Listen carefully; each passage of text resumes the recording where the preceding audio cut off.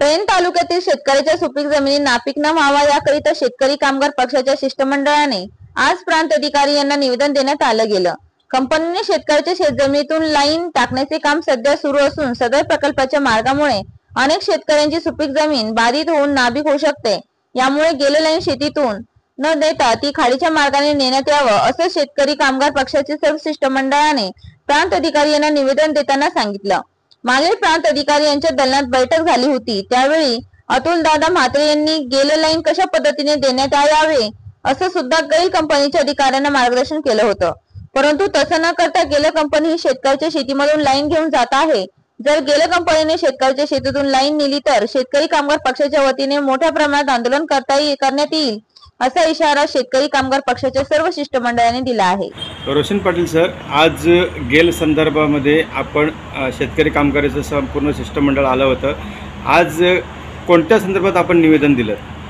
आज गेल बाधित शेतकऱ्यांचे जे भूसंपादन होत आहे हे भूसंपादन तात्कालिक थांबवण्यात यावं।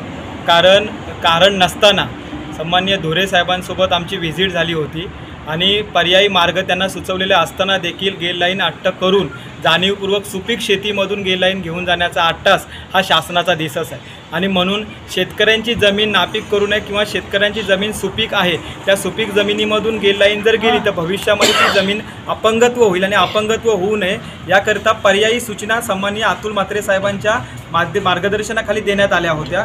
परंतु जाणीवपूर्वक शासन या सूचनांचं पालन करताना दिसत नाही आहे आणि म्हणून आज आम्ही लिखितमध्ये आदरणीय प्रांत अधिकारी साहेबांना लिखितमध्ये निवेदन दिलं आहे की येत्या काळामध्ये या सूचनांचं पालन केलं गेलं पाहिजे। पहिल्या नंबरची सूचना अशी आहे की जो नॉन डेव्हलपमेंट झोन आहे म्हणजेच बफर्स एरिया आहे खाडीच्या बाजूचा, धरमतर खाडीच्या बाजूचा, आपल्या इथून उरण या मार्गे येणारी गेल लाईन ही अलिबाग या ठिकाणी जाणार आहे। बफर्सच्या माध्यमातूनच आपण ती गेल लाईन घेऊन जाण्यात यावं हा पहिली सूचना केली होती। दुसरी सूचना NH हायवे जो आहे त्या हायवेचा जो नॉन डेव्हलपमेंट एरिया आहे त्या माध्यमातून सुद्धा आपल्याला येत्या काळामध्ये ही गेल लाईन घेऊन जाता येऊ शकतं। अशा पद्धतीच्या अनेक सूचनांचं पालन शासनाने करावं याकरिता आज निवेदन देण्यात आलं होतं। जर सूचनांचं पालन केलं नाही तर येत्या काळामध्ये उग्र आंदोलन छेडलं जाणार आहे आणि गेल लाईन बाधित शेतकऱ्यांना न्याय मिळावा याकरिता अतुल म्हात्रे साहेबांच्या नेतृत्वाखाली गेली अनेक दिवसांपासून अनेक महिन्यांपासून हा सातत्यपूर्ण आमचा आंदोलन सुरू आहे।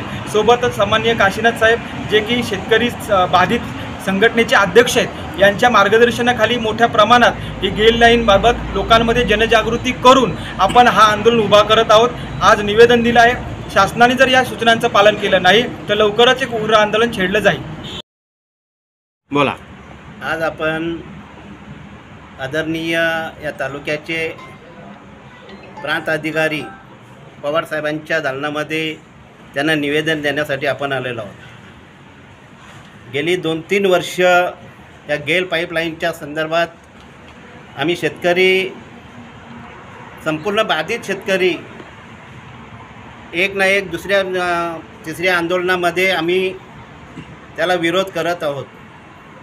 मागच्या महिन्यामध्येच आपण 1 दिवसाचं उपोषण इथं त्यांच्यासमोर ठेवलेलं होतं आणि पहिल्यापासून ते शेवट म्हणजे आजपर्यंतची एकच मागणी आमची आहे की जी पाईपलाईन तुम्हाला गेलची न्यायची आहे ती समुद्र किनाऱ्यावरून न्यावी असे आमची शेतकऱ्यांची, बाधित शेतकऱ्यांची मागणी आहे। परंतु संबंधित अधिकारी टोलवाटोलवीची उत्तरं देत आहेत आणि नेता येणार नाही किंवा ते शक्य नाही। अहो, जे शक्य नाही ते शक्य करण्याची कुवत या शासनामध्ये आहे, केंद्र शासनामध्ये आहे। केंद्र शासनाची ही पाईपलाईन आहे, असू द्या, कुणाचीही पाईपलाईन असू द्या, परंतु आमच्या बापदादांनी समुद्र हटवून जी शेतजमीन आम्ही तयार केलेली आहे, आमच्या आजोबांनी आमच्या वडिलांपर्यंत ठेवली, आमच्या वडिलांनी आमच्यापर्यंत ठेवली आणि आमचं आद्य कर्तव्य आहे की आमच्या मुलाबालांपर्यंत ठेवायची। परंतु शासनाचं एकच धोरण आहे, जो रेटा लावायचा आहे तो शेतकऱ्यांनाच लावायचा आहे। घाट माथ्यावर जे शेतकरी नाहीत असं आमचं म्हणणं नाही, परंतु तिथं संपूर्ण शेती ओसाड आहे, त्या ठिकाणी तुम्हाला काय करायचं असेल ते करा किंवा आम्ही सांगितल्याप्रमाणे समुद्र किनाऱ्यावरून न्या म्हणून। तर परवा म्हणजे एक 7-8 दिवसापूर्वी आमचं सामूहिक हे सर्वे झालं, जॉईंट सर्वे झालं.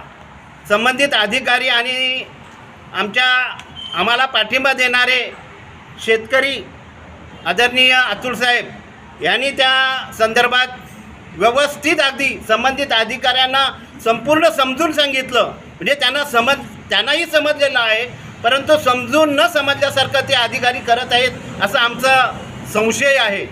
परंतु आमचं एकच रेटा आहे की समुद्रकिनाऱ्यावरून एक पाईपलाईन गेलेली आहे आणि दुसरी पाईपलाईन न्यायची असेल तर तुम्ही शक्य आहे.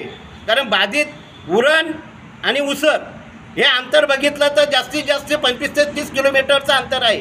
परंतु तुम्ही संपूर्ण गावाला वेढा घालून तर जवळजवळ 40-45 किलोमीटर अंतर वाढवून तुमचं खर्च वाढवून आणि संपूर्ण शेती बाधित करून, कारण ही पाईपलाईन प्रोपेन पाईपलाईनची जो वायू आहे तो त्या शेतीतून आमच्या गेल्यानंतर पूर्णपणे ती शेती बाधित होतोय.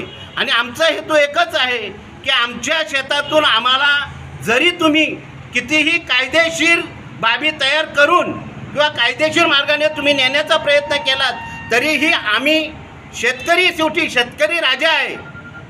गेली 7-8 वर्षापूर्वी म्हणजे 2005-6 साली इथे SEZ स्पेशल इकॉनॉमी झोन म्हणून आलेला होता. परंतु त्यावेळीसुद्धा आपण सर्वांनी, मग तो शेतकरी कामगार पक्ष असेल, काँग्रेस असेल, राष्ट्रवादी, म्हणजे जे स्थानिक शेतकरी म्हणजे राजकीय पुढारी म्हणजे राजकीय पक्ष होते त्यांनी सर्वांनी त्या सेजला हटवलेलं आहे. एकच मी सांगेन तुम्हाला की आदरणीय आमचे नेते भाई ND पाटील, भाई मोहनराव पाटील हे आज हयात नाहीत, पण त्या लोकांनी त्या नेत्यांनी याचं नेतृत्व केलं होतं आणि त्या नेतृत्वानेच म्हणजे जगामध्ये एक नंबरचा बादशाह किंवा एक नंबरचा शेठ किंवा एक नंबरचा एक कारखानदार त्याला आम्ही हटवून तो सेज आम्ही नष्ट केलेला आहे. आणि ही प्रोपेन पाईपलाईन जी जातोय त्यालासुद्धा आमचा विरोध आहे. आम्ही राजकीय पादत्राणे बाजूला ठेवून शेतकऱ्यांचं हित कशामध्ये आहे. मग ह्या पक्षाचा माणूस आला की तो त्याला वास येतो, त्या पक्षाचा माणूस आल्यानंतर त्याला वास येतो. परंतु आम्ही सर्व जे बाधित शेतकरी आहोत त्यांनी सर्वांनी एक मताने ठरवलेलं आहे की राजकीय पादत्राणे बाजूला ठेवून आम्हाला जर शेतकऱ्यांना पाठिंबा द्यायचा असेल तर तुम्ही येऊ शकता. अन्यथा राजकारण म्हणून कुणीही या गेल पाईपलाईनच्या संदर्भात कुणीही राजकारण करू नये हीच आपली मागणी आहे. आणि शेवटपर्यंत आमच्या शरीरामध्ये रक्त आहे, शरीरामध्ये प्राण आहे, त्राण आहे, काय असेल ते आहे, तोपर्यंत आम्ही ह्या गेल पाईपलाईनला विरोध करत राहू. तुम्ही काही केलं तरी आम्ही आमच्या पिकत्या शेतीमधून एक जात आम्ही पाईपलाईन नेऊ देणार नाही. धन्यवाद.